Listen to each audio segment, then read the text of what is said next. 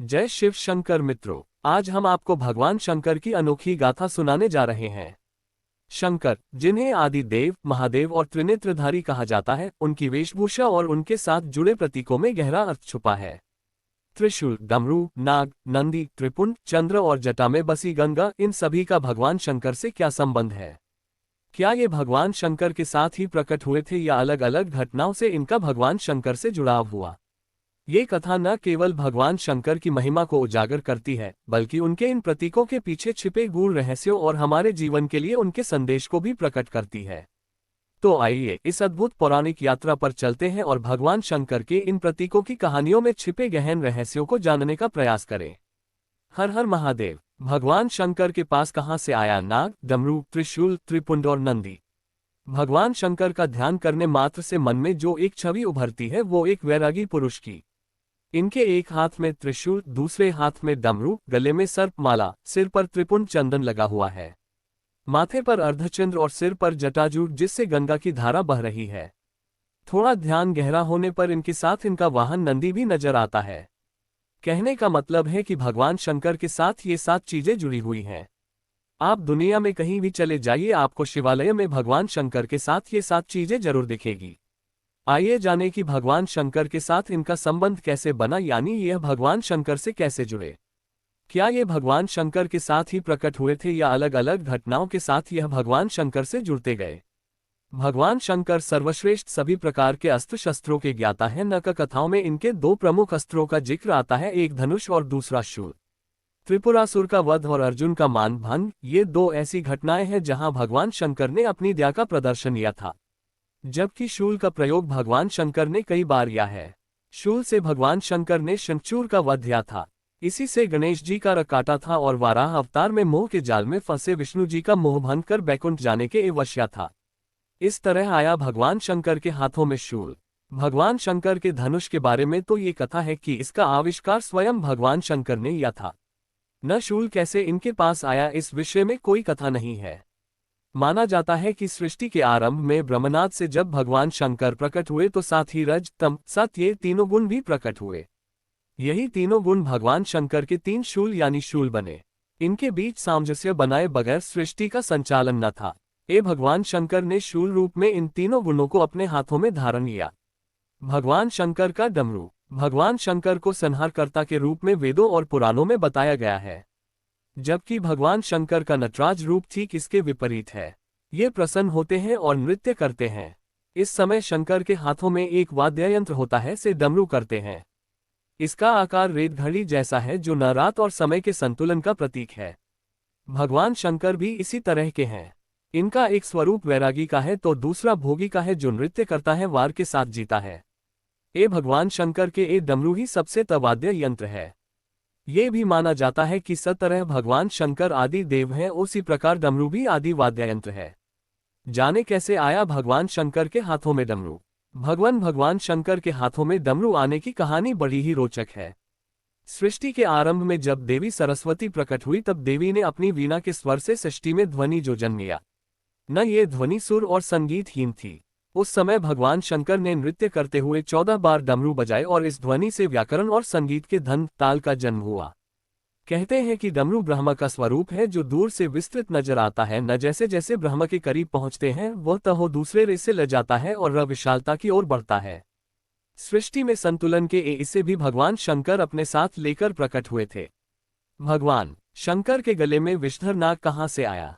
भगवान शंकर के साथ हमेशा नाग होता है। इस नाग का नाम है वासुकी। इस नाग के बारे में पुराणों में बताया गया है कि यह नागों के राजा हैं और नागलोक पर इनका शासन है। सागर मंथन के समय इन्होंने रस्सी का काम किया था, जिससे सागर को मथा गया था। कहते हैं कि वासुकी नाग भगवान शंकर के परम भक्त थे। इनकी भक्ति से प्रसन्न होकर भगवान शंकर ने इन्हें नागलोक का राजा बना लिया और साथ ही अपने गले में आभूषण की भांति पटे रहने का वरदान दिया। नंदी ऐसे बने भगवान शंकर के वाहन। नंदी के बारे में पुराणों में जो कथा लती है उसके अनुसार नंदी और भगवान शिव वास्तव में एक ही हैं। भगवान शंकर ने ही नंदी रूप में जन्म लिया था। कथा है कि लाद नाम के ऋषि मोह माया से मुक्त होकर तपस्या में लीन हो गए। इससे इनके पूर्वज और तरों को ता हुई कि इनका वंश समाप्त हो जाएगा। तरों की सलाह पर लाद ने भगवान शंकर की तपस्या करके एक अमर पुत्र को प्राप्त किया, जो नंदी नाम से जाना गया। भगवान शंकर का अंश होने के कारण नंदी भगवान शंकर के करीब रहना चाहता था। भगवान शंकर की तपस्या से नंदी भगवान शंकर के गणों में प्रमुख हुए और वृषभ रूप में भगवान शंकर का वाहन बनने का सौभाग्य प्राप्त किया। भगवान शंकर के रथ पर चंद्र कैसे पहुंचे? वह पुराण के अनुसार चंद्रमा का वाह दक्ष प्रजापति की 27 कन्याओं से हुआ था। ये कन्याएं 27 नक्षत्र हैं। इनमें चंद्रमा रोहिणी से शेष स्नेह करते थे। इसकी शिकायत जब अन्य कन्याओं ने दक्ष से की तो दक्ष ने चंद्रमा को क्षय होने का शाप दे दिया। इस शाप बचने के एक चंद्रमा ने भगवान शंकर की तपस्या की। चंद्रमा की तपस्या से प्रसन्न होकर भगवान शंकर ने चंद्रमा के प्राण बचाए और उन्हें अपने शव पर स्थान दिया। जहां चंद्रमा ने तपस्या की थी वह स्थान सोमनाथ कहलाता है। मान्यता है कि दक्ष के शाप से ही चंद्रमा घटता बढ़ता रहता है। भगवान शंकर के माथे पर पुंड इस तरह आया। भगवान शंकर के माथे पर भाभूत राख से बनी 3 रेखाएं हैं। माना जाता है कि यह तीनों लोकों का प्रतीक है। इसे रज, तम और सत गुणों का भी प्रतीक माना जाता है। न भगवान शंकर के माथे पर भाभूत की यह 3 रेखाएं कैसे आई, इसकी बड़ी रोचक कथा है।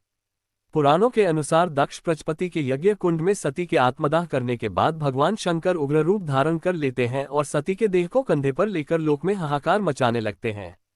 अंत में विष्णु चक्र से सती के देह को तय कर देते हैं।